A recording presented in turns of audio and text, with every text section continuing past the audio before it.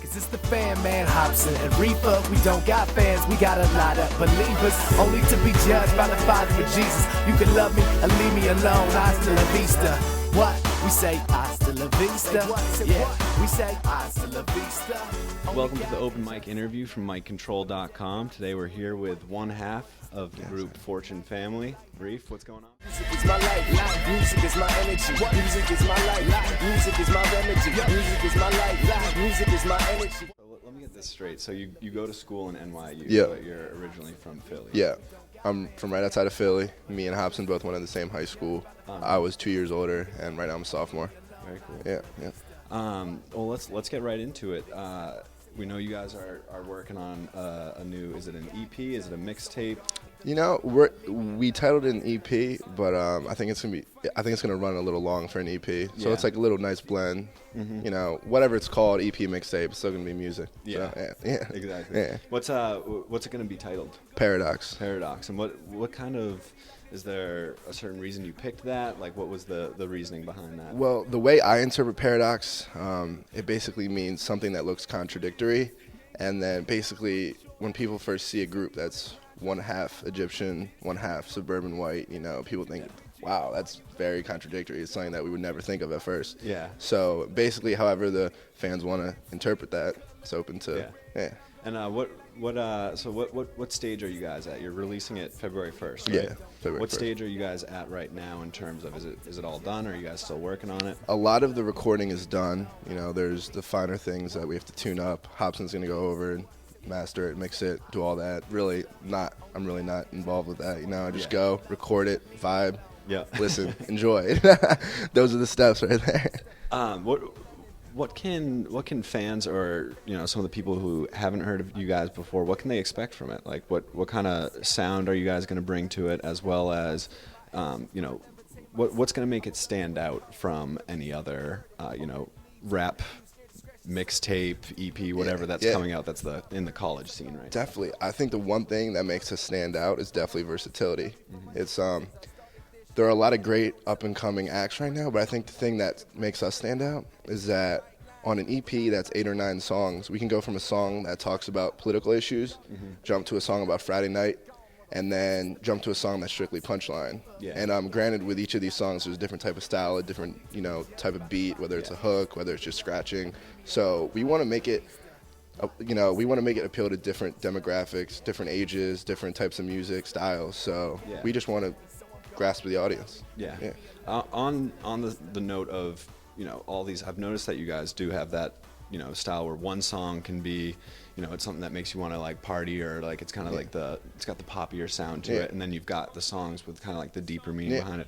What kind of inspires you to write songs? Because when you do have the versatility like that, all sorts of things inspire you. So what works for you? I mean, basically, I think an EP should be like that, or a mixtape should be like that, because our lives aren't all partying. Our lives aren't all like deep philosophical thinking. So we like to, switch it up, keep it spicy. And then I think what inspires me is just everyday living, what I do, what I see, the stories I see on TV, how I feel, Do you ever have that moment where, whether it's the story on TV or just like walking to class, where all of a sudden you're just like, I need to write about that? Yeah, definitely. There are, especially with the more conceptual songs, you think of a story and you're like, wow, like I need to get this on paper right now, because it's gonna be dope, and I might not be able to remember it later, So you guys are building a pretty big buzz right now. I know that you had your last video was My Energy. That's got a bunch of views on YouTube, and you guys are really starting to make your rounds, like with the blogs and whatnot. Like, what's next? Like, what are you guys working on top of releasing the EP? Okay, definitely. I think the one aspect that we are looking to improve, in which we are set up to improve right now, is definitely doing more shows.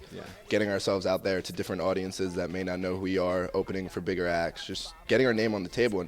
And performing just makes you seem more personable, because it's a different connection when you're on stage. You're looking at the fan rather than just listening through a computer or your radio. That more personal vibe to it. Yeah. So because once you become more personal, then the fans are more engaged in your process and your progress, everything.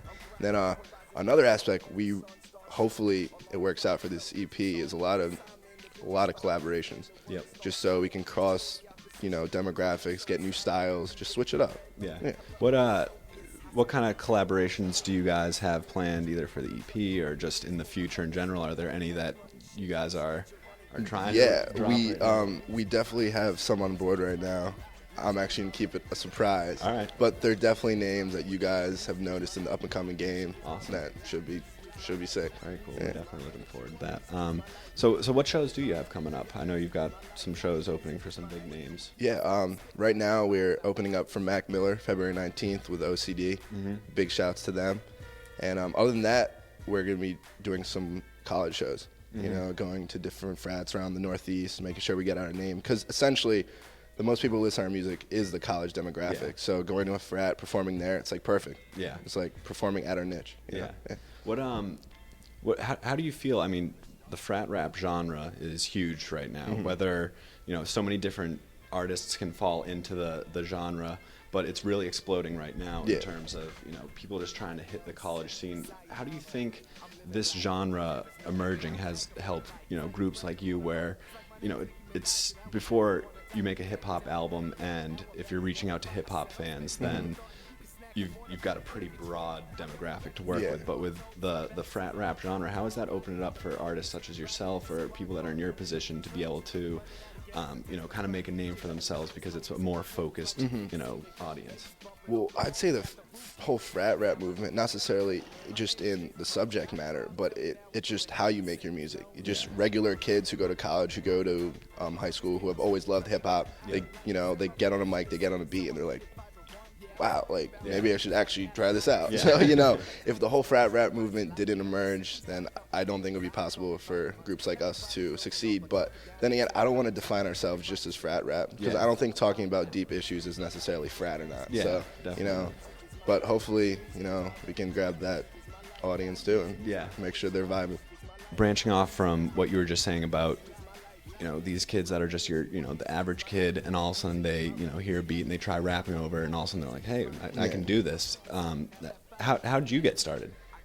Yeah, that's actually a funny question. It didn't start in someone's basement over a beat freestyling. It started, me and my buddy were playing basketball after school senior year, and we just picked out something and we started rhyming about it, and then we just kept on going. And then my friend was like, damn, Reef, you're going pretty hard. I was like, yeah, maybe she just screw around. We went home, we went on my Mac, put on GarageBand. We recorded a song with the mic that's installed in the Mac. Yeah. And then it was about the dumbest stuff, man. It was just talking about typical high school stuff. And then it started circulating around our friends. It was kind of a joke. But Hobson, who was 2 years younger, one of his boys heard it. And obviously they didn't really take it seriously. And they're like, but he actually may have skill. So he invited me over to his studio, which was, just his basement setup. And I walk in, and I was so scared. He had all his friends there, and I was like, they're going to think I'm a joke. And then got up there, I spit a little freestyle, and they're like, ooh, you guys should link up. Yeah. And that day we recorded a song that was a Birth of Fortune Family. Damn. Yeah. Well, it's, it seems like you guys are definitely, you're making a big name for yourself, and, hopefully with this EP, it just keeps getting bigger and bigger, and we're really looking forward to what you guys, are going to be doing from here on out. Before we sign off, if you want to just give a shout out to where people can find out more about you with Facebook, Twitter, all right. All right, thank you guys for tuning in. You can find out more about us at our Facebook page, www.facebook.com/ff610. Hit us up on Twitter, and basically all the links to our songs on Facebook. Big shout out to my boy Nick McCarthy. Big shout out to Hobson, obviously. And thank you to MicControl, Chris and John for stopping by. NYC, NYU in the house. Yeah, this is forever, or it's just for right now. But what I write down never make my wrongs right now. Pipe down, but listen up, it's getting hype now. I lost the right nouns to explain my real life. Now I love what I do, music's in a white gown. But is it a career to hold kids and a real wife down? Good question, dude, but not one to answer right now. Cause everything I need is rolled up inside of a white owl. Turn my life down, turn my mic loud. Publish the very poems I recite now. So when I'm dead and gone and somewhere in a white cloud, my words will still guide you through the night like a lighthouse. It's my word, you don't gotta believe it. I've been heaving up my drip, but you don't gotta receive it. For now I'll hold your memory and try not to delete it. But until we meet again, I say Hasta La Vista. Cause it's the fan, man, Hobson and Reef. We don't got fans, we got a lot of believers. Only to be judged by the Father of Jesus. You can love me or leave me alone. Hasta La Vista. What? We say Hasta La Vista. Yeah, we say Hasta